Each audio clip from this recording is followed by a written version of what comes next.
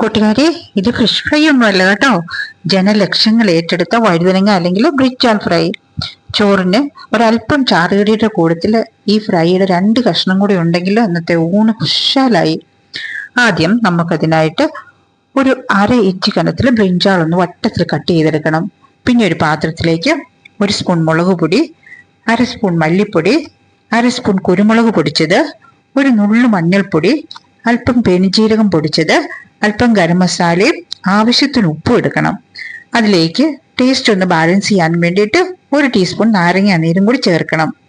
പിന്നീട് 1 table spoon അരിപ്പൊടിയും 2 spoon വെള്ളവും കൂടി ചേർത്ത് നന്നായിട്ട് ഇതൊന്ന് കുഴച്ചെടുക്കണം. എന്നിട്ട് ഈ മസാല ഓരോ കഷ്ണത്തിലും നന്നായിട്ട് തേച്ച് പിടിപ്പിക്കണം.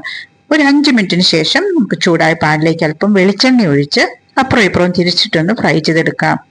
പെട്ടെന്ന് വെന്ത് കിട്ടും, കരിഞ്ഞു പോകാതെ ഒന്ന് ശ്രദ്ധിക്കണമെന്ന് മാത്രം. ഇഷ്ടമുള്ളവർക്ക് വേണമെങ്കിൽ ബട്ടറിൽ വേണമെങ്കിൽ ഫ്രൈ ചെയ്തെടുക്കാം, അപ്പം രുചി ഇരട്ടിക്കും. അപ്പോൾ ഇനി ഉണ്ടാക്കാൻ വൈകിക്കരുത് കേട്ടോ. ഇങ്ങനത്തെ കൊച്ചു കൊച്ചു വിഭവങ്ങൾക്കായി നമ്മുടെ ഈ കൊച്ചു ചാനൽ ഒന്ന് സബ്സ്ക്രൈബ് ചെയ്ത് സപ്പോർട്ട് ചെയ്യണം കേട്ടോ.